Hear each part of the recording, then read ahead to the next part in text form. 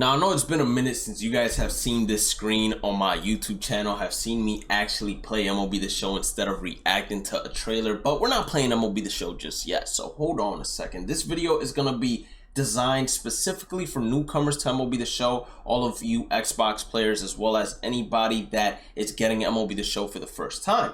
So, what I'm going to be teaching you all is the preferred settings for competitive gameplay. So before we even hop into the user settings, the first thing you're going to want to do when you get MLB The Show 21 and start playing it is hop into Options Explorer. And why you hop into Options Explorer is pretty simple. Options Explorer is going to give you the opportunity to test out every single setting so you see what works for you, what doesn't work for you. The hitting view, etc., all of that you're going to be able to change later on and use the custom practice mode or use this mode again to see what works for you and what doesn't. But let's go to Options Explorer first. There is a new pitching method in the game, or pitching form implemented in the game, which I'm going to be showing towards the end of the video, so make sure you stick around for that. But in terms of hitting, there are three options. There is directional hitting, where you choose which direction you're aiming to hit the ball. Then you swing with X, O, or square. It tells you X is a normal swing, O is a contact, square is a power swing. You can also try zone hitting. This is what's preferred by most players, especially in the competitive field. Basically, you got that plate coverage indicator, which are the two yellow lines, normally referred to as PCIs. You aim to place the ball in the middle of the PCI. The PCI is regarded as where the hitter is looking. If you put the ball in the middle of the PCI, most of the times you're going to get a great outcome because that's when the hitter is going to hit the ball the hardest possible. And then the swing mechanics are the same: X to normal swing, O to contact swing, square to power swing. And then last but not least, it's pure analog. Now this one is the one least used, and to me it's probably one of the most difficult ones. So the way you use this one is, if you want to swing normally, you grab the right analog stick, and yes, we are still on PS4 as of the moment. You grab the right analog stick and you flick it up. If you want to do a contact swing, you either flick it to the left side or right side. And then for a power swing, you have to first cock it back so the player literally lifts his leg, and you will see the player get into the animation of lifting his leg. And then when you're ready to swing, you flick it up and the player is going to go through with the swing. We're going to go into zone hitting to show you all how it is. So zone hitting, it's going to allow you to get 3-4 pitches in it. You can end practice simply by pressing on the middle. On the PS5, it should be the same thing, and boom, it's pretty simple. You just place the ball or the plate coverage indicator wherever the ball is going. When it comes to base running, you have the default, which is L1 advance all, R1 return all, and then to control a specific runner, you point the left analog stick towards the runner and then tell him where you want him to go.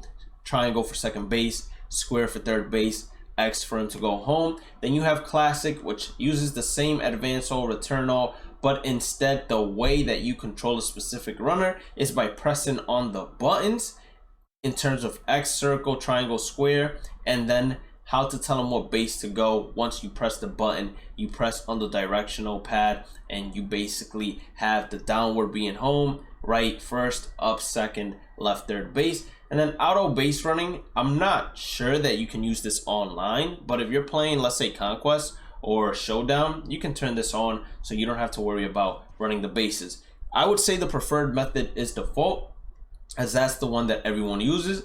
You are always going to have the opportunity to try it out. So they're going to have Mookie Betts hitting, and Mookie Betts is going to automatically hit the ball. You don't have to swing, and then you just hold L1. You want to send Mookie Betts to second base. You have to let go of L1, and you have to point towards Mookie Betts wherever he's at in terms of the base pass, and then you tell him to go home. Now, you don't always have to press L1 in terms of telling them to advance. For example, the runner is going to break instantly, and if you want, you just point to the runner, tell him to go home, tell Mookie Betts to go to second base. If you want him to go to third base, you tell him to go to third base, and then boom, that's all you do. Now we're going to go to what is considered pitching, and this one is where I say there is a new method called pinpoint pitching. The first one that they show us here is meter. This is a timing mechanism where you control the velocity by where you press X the first time on the yellow to red meter, and then In terms of pitch location, you have to be precise in terms of when to press X the second time. You press X twice here. Once to select the pitch speeds as it's going back to the red meter. Obviously, if you hit it all the way on the red, the pitcher is going to attempt to throw the pitch with maximum effort, and then you have to try and get it on that yellow little line right there. If you get it right on it, you're going to get a perfect release, which most of the times means that the ball is going to go in this shaded area of gray that is going to be coming into MLB The Show 21. They said that in terms of perfect accuracy, meter is the second most accurate. Most accurate is pinpoint, which we are going to be seeing as we progress in this video towards the end. Then you have pure analog, which is what everybody currently uses. You basically use the analog stick, first the left stick to aim where you want the ball to go. You select the pitch type first, of course. You do that with every single pitching meter. You select the pitch type. So for example, you want a fastball, you press X. With the left analog stick, you aim where you want the pitch to go. And then you have to cock back, try to get it on the yellow line, just like in meter, but instead of pressing X, you're cocking back with the analog stick. And when you flick the button back up, you have to try to hit that red dotted circle. And if you get it perfectly, the ball will go there. And you need to flick the button back up or flick the analog stick back up as the ball is hitting the yellow. Pulse, not really used. Pulse is just as it's described right there. You just select the pitch type, you aim the pitch, and then you want to press X whenever it's smallest. That way the pitch has the least margin of error to miss. If it's the biggest, then the pitch can land anywhere within that circle. Classic you can't use online, but if you're watching a movie offline, you can turn on Classic and just let the CPU go through the motions for you. I don't advise it unless you're watching a movie and you already know the pitcher's motions, because playing on CPU, showdowns, etc. with pitchers lets you learn their motions with runners on base from the wind-up, stretch, quick pitch, whatever it is. Just for a demonstration, we're going to go ahead and give you guys a pitch from pure analog stick. So I'm going to go ahead. As soon as I feel like it's going on the yellow line, I flick the stick back up. And then if the ball is anywhere near that red circle, then the ball is going to go near that red circle. It's pretty simple. Last but not least, we're going to go now into base running. Now, I would suggest you all, especially if you're new, to try out pinpoint first and just work hard on getting good at it, because in terms of accuracy, it's the most demanding one in terms of skill level, but it's going to be the most accurate. I'm going to give it a shot too. I'm going to be playing Conquest and Showdown with it, but if I don't like it, I promise you all, I'm going back to pure analog, because I love pure analog more than anything else.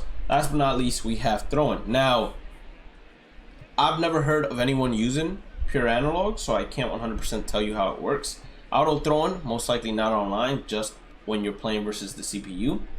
But it seems pretty simple. If you want to throw to first base with pure analog, you just flick the right stick to the right. Second base, you flick it up. I'm not sure how you throw it to the cutoff man, probably just pressing L1. When it comes to buttons, it's pretty simple as well. If you want to throw to first, you press circle, second base triangle, third base square, home X, cutoff man L1. I almost said 11, but this right here is what I would recommend everybody getting used to. If you want to get used to it, have never used it before, use it against the CPU, use it against your friends and play versus friends. Now, one thing I have to keep you guys, or one thing I have to let you all know, is when you're using this, if you're making a diving play, due to the difficulty of the play, the green meter shrinks and the black line might move faster. What you're doing right here is you're trying to time it as best as you can on the green. For example, you're going to see me right here get a ground ball, and I'm going to be shooting most likely to second base and then first base. But it's pretty simple. If you throw it within the green, your player will never make an error. And once you get the timing down, you're going to be good always. I'm going to throw to first base now. Once you get the timing down, once you know when you could release it and it's going to go always to the green, then you don't even have to really worry about it. As you guys saw, the green meter right there is not amazing. And that's because it depends on your player's arm accuracy. So players with higher fielding attributes, they're going to give you a substantial larger green little area here.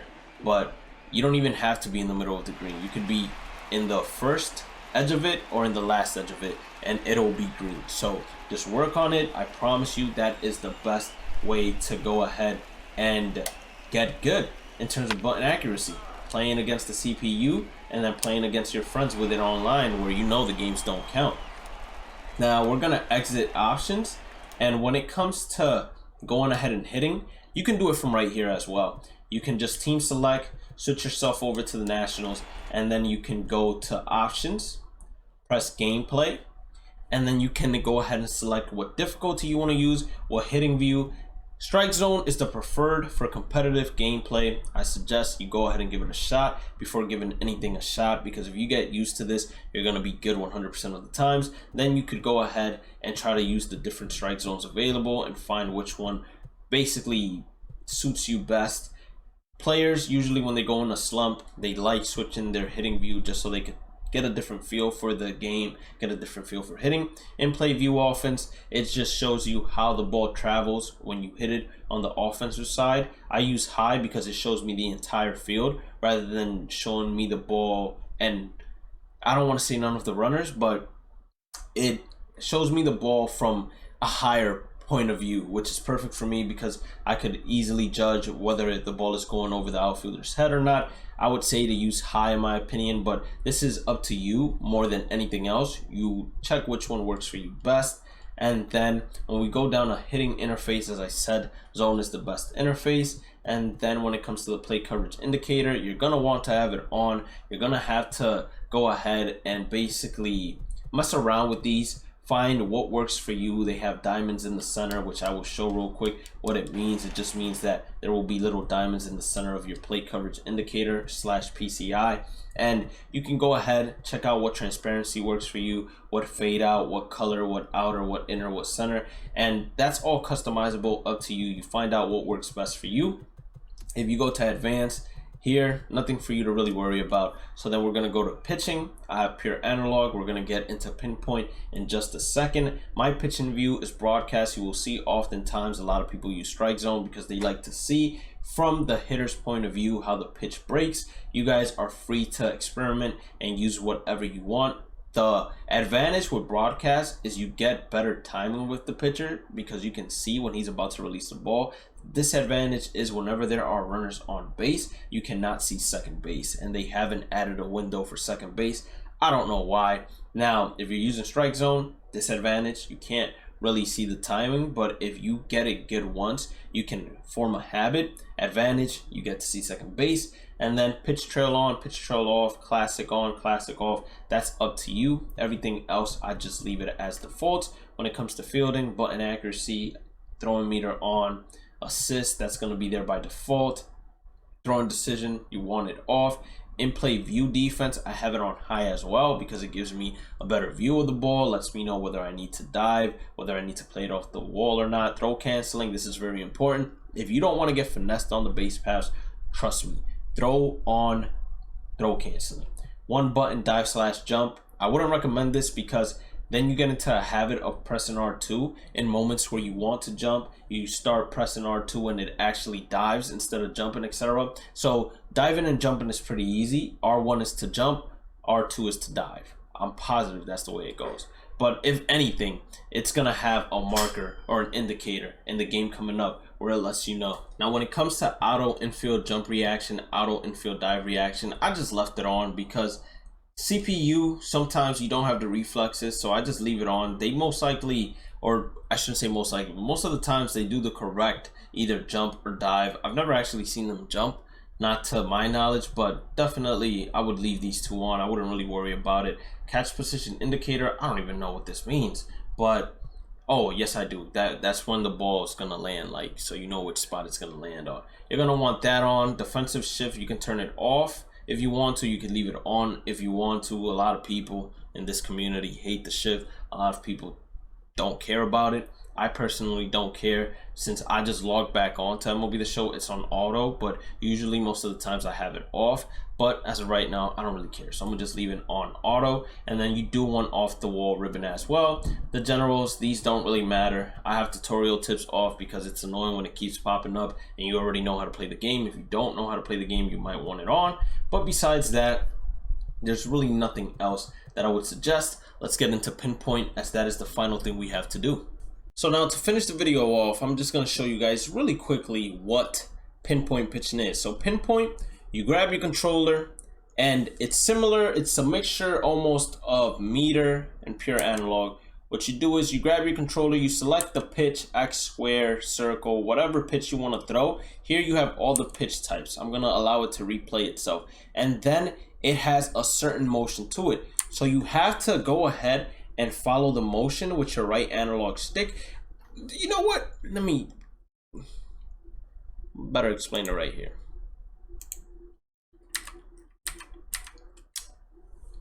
So this is what pinpoint is right here. It's going to show you a pattern to follow after you select the pitch.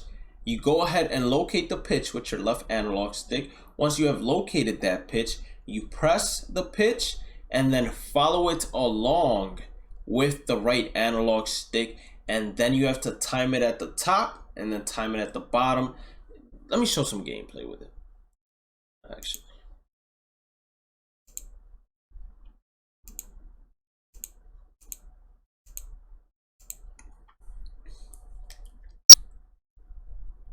So to finish this episode off, I want to show you all what pinpoint pitching is. And here you can see how you have to follow the pattern for every single pitch. Every single pitch has a certain pattern. The stretch has a certain pattern. The windup has a certain pattern. The quick pitch has a certain pattern. Every single basically delivery has a pattern. It has a timing to it, and you have to follow it pinpoint if you want to go ahead and get basically good pitch location. Once again, this is the hardest, which unfortunately makes it the most accurate, because I wish that pitches in general or any pitching method would be just as accurate regardless of how difficult it is to execute it. Even though I know that doesn't sound fair, but I don't feel like there should be any variable when it comes to pitching. If a pitcher's a good pitcher, he should be able to hit his spots regardless if you're using meter, pure analog, or pinpoint, whatever you want to use. But here you guys are going to get a little example of how it is that you actually get it to work. So for example, he's selecting a fastball here. He has to then follow the pattern that's going to be presented to him. So you guys will see he has to follow that pattern. He needs to hit that circle on the top as it's closing. If he hits it right as it's closing, that's gonna register a good input. And then the circle at the bottom, he's gonna have to hit it as it's closing as well. He's also gonna have to time that green marker you guys are seeing him follow. He's gonna have to time it and do it just like the computer showed him before.